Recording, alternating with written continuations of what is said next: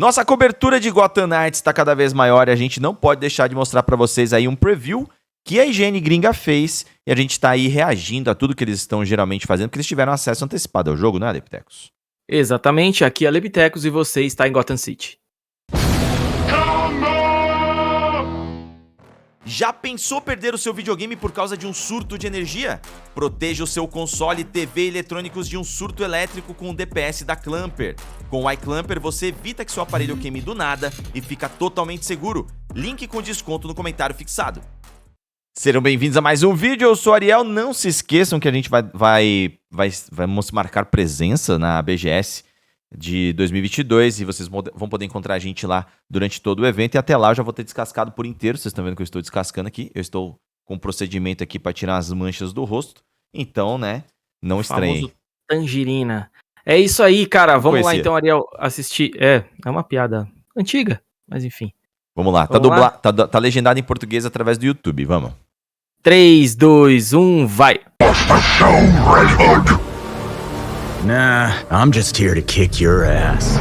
As part of our visit to Warner Bros. Games Montreal, we got to see a lot of Gotham Knights being played. We weren't able to go hands-on with the game ourselves, and that makes a traditional preview a little difficult. Without having had a controller in our hands, it's hard to say how combat, working through missions, or making gear choices feels. And with that in mind, this preview will be a little more structural. With the help of the game's developers, we'll walk you through how Gotham Knights is put together, revealing brand new information about the open world, how supervillains fold into the fabric of the wider game, the game's neat approach to a day-night cycle, and more.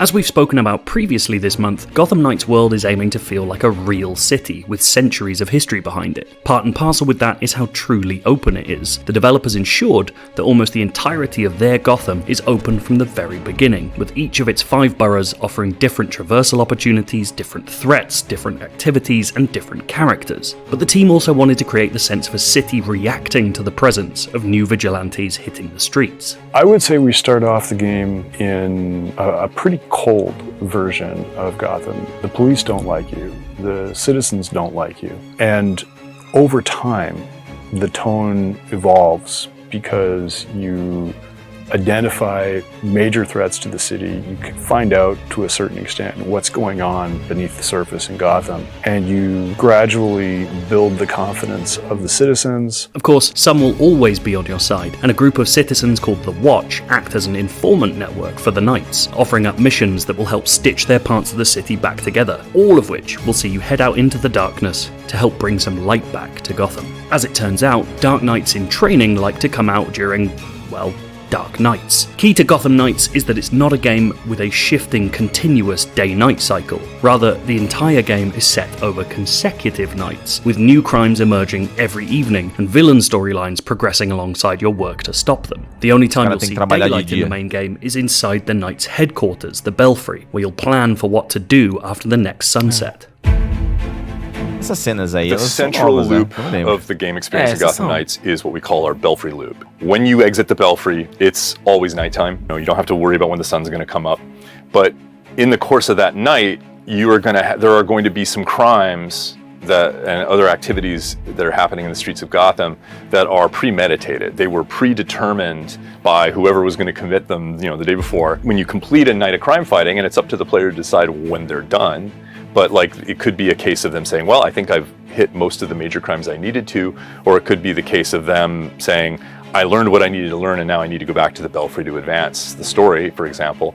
Then you return to Belfry and now it's daytime. Crimes in Gotham Knights come in many forms. They can range from procedurally generated muggings right up to entire gangs running complex operations. And the more you foil, the more you'll learn about crimes to come. We wanted this concept of information scarcity. So you need to find stuff out about the city night after night. You already have a kind of Isso parece ser bem louco, mas ao mesmo tempo tem chance de ser bem repetitivo. Deciding, okay, I think that's going to be more important for me to take on. Maybe this is more interesting to me because it maps better to one of the challenges that I'm trying to complete. Or maybe this has direct impact on me finding that next chapter in the larger mystery, right? So there's a lot of different reasons why a player might choose to go after one particular crime or another. Unlike the game's checkpointed story missions, if you fail a crime, there's no opportunity to replay that exact situation again. It's all part of the superhero learning process. Once you end a night, crimes are reset. That night is over. The crimes that you didn't solve continued unabated, and now you're in a situation where you can look at what's coming up for the next night.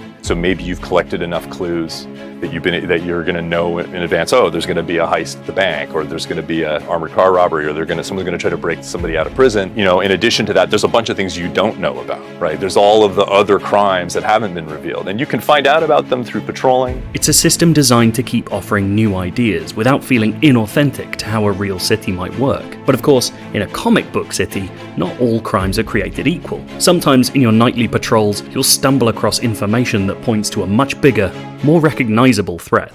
Did you miss me?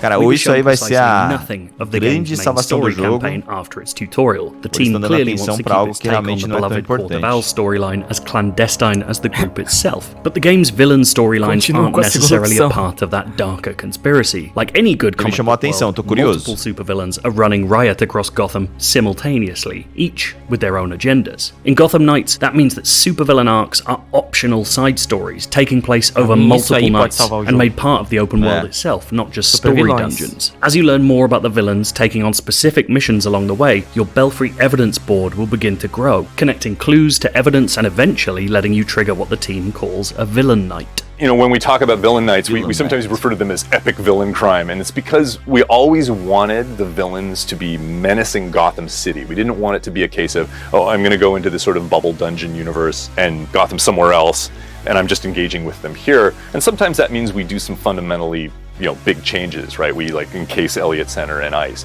In the case of, one of the later missions in the Harley Quinn arc, Gotham City Hospital is going to be, invaded and is going to be thrown into chaos. While it's very possible that these optional arcs could illuminate the main storyline somehow, the impression we got is that these standalone villains are there to enrich the sense of Gotham as a true comic book city with multiple threats to stave off at one time. And that applies to the town's gangs as well. As we've talked about before, Gotham Knights factions aren't just goons for a supervillain, although they certainly can be. Instead, they populate the city themselves, causing various flavors of mayhem depending on their affiliation. So far, we've seen the freaks and the regulators, and some of our footage has made mention of Red Hood's hatred for the mob. Hey, look, more scumbag looking for a beat.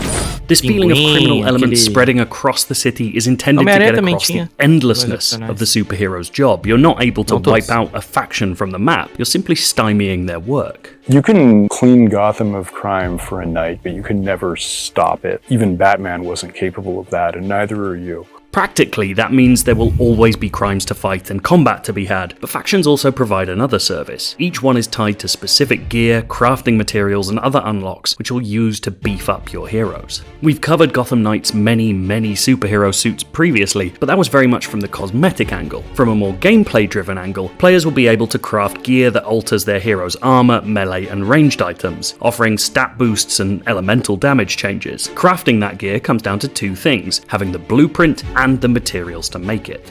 All of the gear is created through crafting. There are flavors of gear, and it applies in slightly different ways to suits and melee weapons and ranged weapons, but what they kind of have in common is this focus on these elemental damage types. Cryogenic, freezing damage, thermal damage, electrical damage, poison, stun, these kinds of things. And those interactions should become doubly interesting by introducing another player into the world. From day one, the Gotham Knights team has made clear that its take on two-player co-op is completely untethered, meaning one player can theoretically explore another's world without ever having to meet them. Anytime you're playing in Gotham City as opposed to inside a story dungeon as part of one of the beats of the main mystery of the storyline, you're untethered. It also provides the most organic kind of superhero meetup opportunity where you think your buddy is with you and then he disappears for a while because he got distracted by something and you found a collectible. And then a second later you look up on a rooftop and a Batarang comes out of nowhere and here's Batgirl and she's here to help you stop a crime. Of course, this could throw up issues of how progression works for players and how players at different parts of the story can interact. The solution is elegantly unfussy. Characters of different levels will scale so that they somewhat match, enemies will also scale to the player's levels, and most importantly, progression matters to the host and the guest. When you're in Gotham, the host is their story. But 100% of your hero progression is your own. And then once you return to your own Gotham, time essentially restarts in your own story. If you completed a major story beat, a villain arc, dungeon against the Court of Owls while playing with a friend, when you get to that part in your own story, the game will ask you, do you want to play it again? Or do you want to just kind of say, you did this part in some other universe and we'll just fast forward you through it? But despite watching hours of the game being played live, there was a lot we weren't allowed to see. The game's main story missions are still a mystery to us, even down to how they're unlocked or displayed on the map. More intriguingly, the team repeatedly made reference to an endgame for Gotham Knights, but steadfastly refused to talk about it. Given the game's action RPG structure, it wouldn't be hugely surprising to find that it included an MMO-style raid of some kind, or, with a focus on the open world as an evolving space, if Gotham itself was materially transformed by the effects of the Court of Owls. We just don't know right now. But the biggest outlier for us is in how the game feels to play for an extended period of time. Combat certainly looks interesting, perhaps a tad heavier than the Arkham series it will be compared to, and with a much bigger focus on using special abilities you've earned along the way. Getting around the city, whether by parkour, grappling hook, bike, fast travel paradrops, or the hero's unlockable abilities, feels like a genuinely fun first affair as well. But Gotham Knights will live and die on how these things string together, and how those smaller moments make its larger structure, those nights of patrols, crime fighting, and clue gathering, feel as compulsive as the team hopes for. There's no doubting the enthusiasm and belief at the studio, but this game will be made by how it feels once it's finally allowed to be in our hands. This marks the end of our month of IGN First Content, but if you want... Essa daí foi uma cobertura da IGN, muito parecida com o que a Game Informer faz, né? Só que com foco, obviamente, no online, né? A Game Informer é focada na revista. E eles fizeram uma grandiosa cobertura que a gente foi acompanhando com vocês em vários vídeos aí. Sim. A questão é, eu achei que eles tinham jogado. Eu achei realmente que eles tinham colocado as mãos no jogo, mas ele deixou claro que eles não jogaram. Então, muitas coisas que eles fizeram foi mostrar as coisas que a Warner falou pra eles. Ele até teve esse cuidado de deixar claro aí que eles estão preocupados com o feeling de se jogar o game, que é a nossa maior preocupação até agora, né?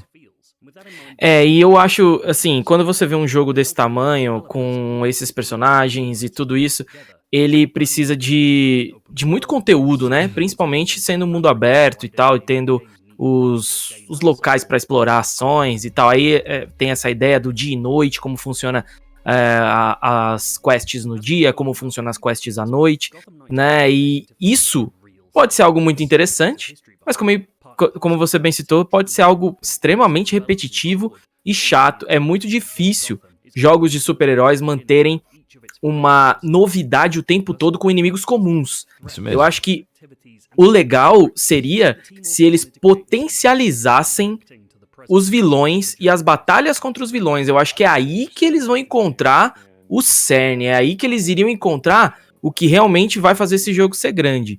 E eu não sei se vai ter vilão suficiente, até a gente já viu lá o Mr. Freeze, a Arlequina, mais uns Mudge, o Lama, né? Mais um monte de uns 3 ou 4 que eu já não lembro agora. E vamos ver se eles vão conseguir preencher essa lacuna aí, né? Os vilões serem opcionais mostra que eles estão guardando a parte da história e que a Corte das Corujas deve ter seus próprios chefes, né? Os próprios personagens fortes da corte que vão ser os chefes da história. Mas ter como vilão opcional esses chefes aí que são tão legais e tão icônicos, vai fazer a gente vai fazer a gente dar mais atenção ainda para as missões extras, né? Só vamos ver o quanto vai ter que se jogar dessas missões extras, quanto vai ser repetitivo para chegar nessas batalhas de chefe, porque até agora o combate não empolgou tanto pelo que a gente viu, a não ser o do Robin e da Batgirl, né? Pode ser que se a gente escolher os dois a gente fique se divertindo o tempo inteiro. E você ter que repetir tudo isso num combate que talvez não seja tão legal, pode ser maçante, né? Uma coisa que me chamou a atenção, essa parada da progressão co-op também, é bem legal, a gente já até citou bastante ali durante o próprio vídeo, que vai incentivar a galera a jogar junto, mesmo que você esteja à frente ou não do seu amigo. Mas me deu uma sensaçãozinha que pode ser bom, se eles souberem pegar os elementos que importam ali de Destiny, não nessa parte da progressão, mas na parte de se jogar junto com os amigos, nesses crimes que acontecem à noite e tudo. Eu tô achando que eles vão pegar alguns elementos, até ele falou, né, alguns elementos de MMO e tudo. Acho que eles vão pegar alguns elementos, mas o jogo não é isso, né? O jogo parece ser realmente um game de super-herói com ideias um pouco distintas, que não quer dizer que sejam ideias que a gente possa determinar que sejam boas ainda, porque a gente precisa jogar. Se o gameplay for legal, se fazer isso for interessante, pô, beleza. O objetivo concluído. Atingido. Vamos esperar pra ver. Queremos saber de vocês. O que vocês pensam sobre tudo isso? Já aproveita, deixa o seu like, compartilha esse vídeo, se inscreve no canal e até a próxima. Valeu! Valeu, abraço.